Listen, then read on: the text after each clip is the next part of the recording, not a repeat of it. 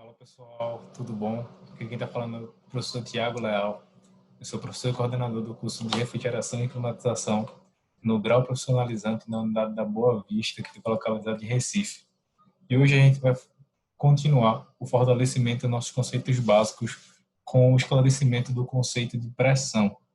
Esse conceito é muito importante porque, não sei se você já ouviu, se você já é profissional da área, ou você ligar para alguém para tirar uma dúvida e a pessoa do outro lado da linha perguntar quanto é que está a pressão do equipamento, quanto é que está a pressão de sucção. Ah, está 65 PSI quando a gente fala de R22. Ah, está 110 PSI quando a gente fala de 410. Oh, precisa completar, vai precisar tirar um pouco. Tudo isso em decorrência da pressão, e a gente precisa deixar bem conceituado esse conceito, bem fortalecido esse conceito, para não passar por alguns problemas. A gente está vendo uma série de fortalecimento de conceitos e hoje a gente vai estar vendo o fortalecimento do conceito da conceituação de pressão. Antes de tudo, pessoal, a gente precisa definir o que é pressão. Pressão nada mais é do que a força por unidade de área. Por exemplo, você vai encher o pneu da sua bicicleta, você vai calibrar o pneu da sua bicicleta e você vai lá e coloca 30 PSI ou 30 libras por polegar. Tá? Para o pneu de uma bicicleta, 30 PSI, existe uma quantidade de ar comprimido para que ele esteja a 30 PSI.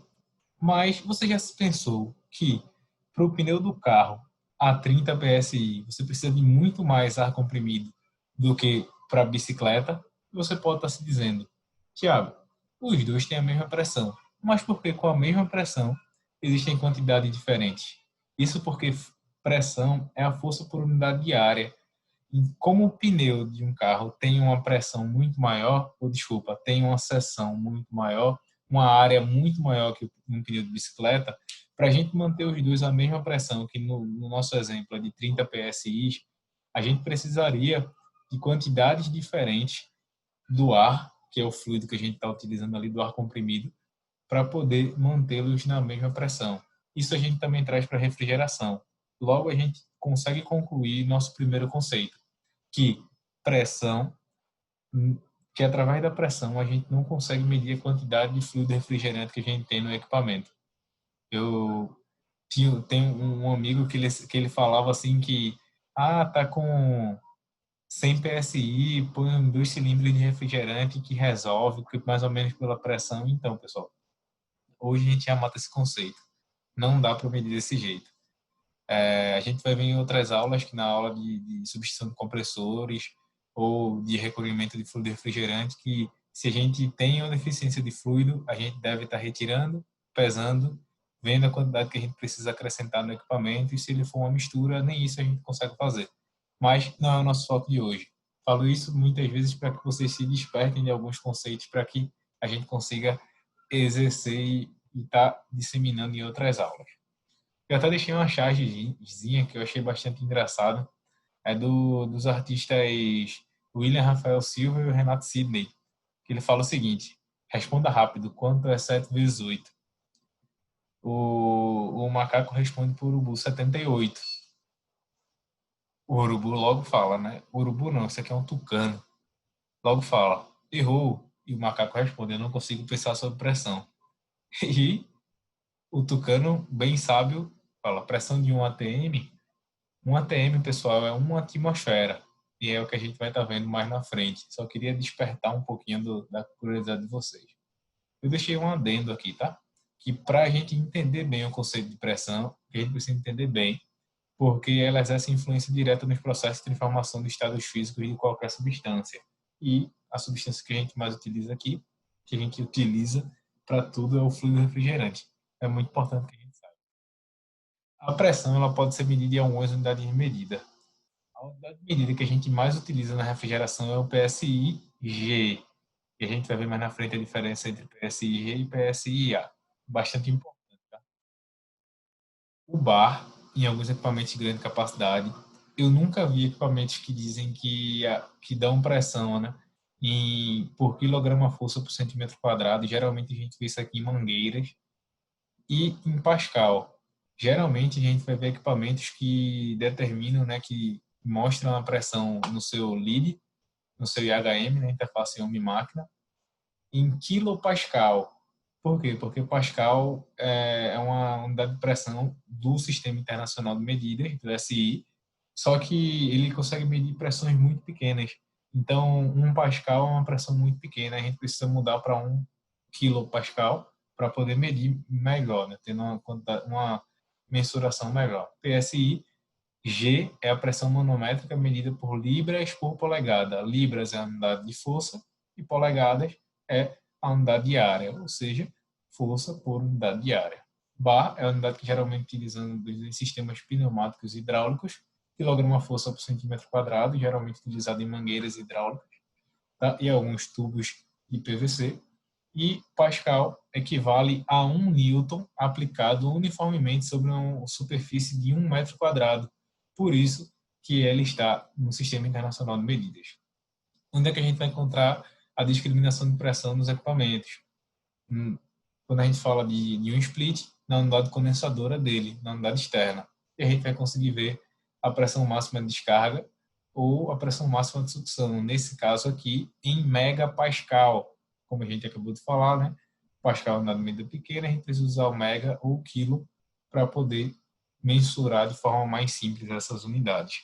Na refrigeração, para medir pressão, a gente usa um medidor invasivo chamado manifold. Ele mede a pressão em PSIG, quando a gente fala de unidade de medidas do Brasil, melhor dizendo. Em alguns outros países a gente utiliza um outro tipo de unidade de medida. Mas vamos continuar com o desenrolar da nossa aula. Agora a gente vai ver a diferença entre PSIG e PSIA. Algumas vezes eu me pegava perguntando, existe um teste que a gente faz para saber se o equipamento está com vazamento, que é depois que a gente realiza o processo de vácuo, e quando a gente realiza o processo de vácuo, o manômetro, seja de alta ou de baixa, ele vai fazer com que seu ponteiro desça para pressões abaixo de zero no manômetro. Mas eu sempre me perguntei por que, quando eu tenho um vazamento, ele volta para o zero do manômetro e não mais ou menos 14, tendo em vista que uma atmosfera é referente a 14, alguma coisa de PSI.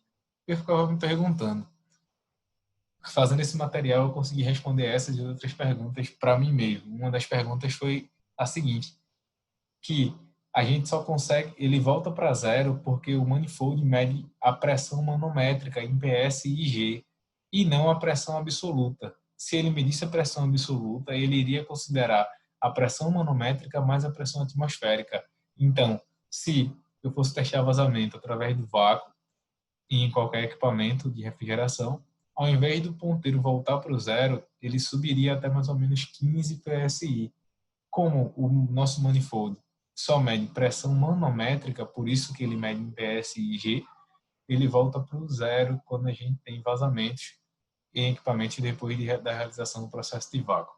Talvez você não esteja entendendo bastante o que eu estou falando aqui nesse momento, porque você ainda não chegou em módulos como refrigeração doméstica, onde a gente vê o processo de vácuo e desidratação, quando a gente vai fazer intervenções no equipamento. Mas fique tranquilo, guarde os conceitos, quando você chegar lá mais na frente, você vai conseguir entender bem o que eu estou falando.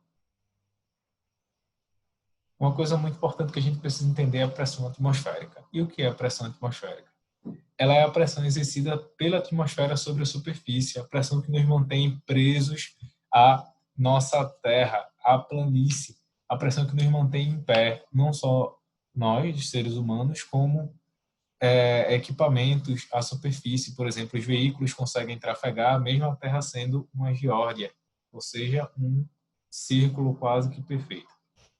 A pressão que a gente tem referente ao nível do mar é 14,7 PSI, como eu falei para vocês. Só que existe uma coisa importante a salientar nessa informação, que quanto mais alto a gente está em relação ao nível do mar, menor é essa pressão. É importante salientar isso por quê? Porque a água ao nível do mar, ela vai estar evaporando, ou seja, ebulindo a 100 graus. Só que quando a gente aumenta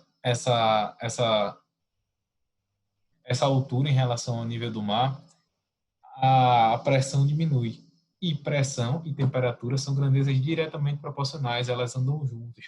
Se eu diminuo a pressão, eu diminuo também a temperatura de ebulição e assim também de condensação. Logo, a gente chega à conclusão que quanto maior a pressão, maior a temperatura de saturação das substâncias. Assim também acontece quando a diferença for para menor, ou seja, quanto menor a pressão, menor também a temperatura de saturação das substâncias. E a gente já viu em outro vídeo que temperatura de saturação é a temperatura onde as substâncias mudam de estado físico. Só recapitulando, ao nível do mar, a água ela vai ebulir, ela vai ferver, vai começar a evaporar a 100 graus, que é a sua temperatura de saturação. Só que no pico do Monte Everest, a água vai estar ebulindo a 71 graus. Por quê? Porque a pressão lá é muito menor. Como é que a gente faz essa relação entre pressão e temperatura na refrigeração? A gente utiliza as reguinhas de saturação, que dizem para a gente, para cada fluido, através da pressão, que temperatura ele está e através da temperatura que pressão ele está. Uma reguinha de saturação. Eu trouxe um exemplo aqui, pessoal, para que a gente conseguisse entender o movimento da pressão.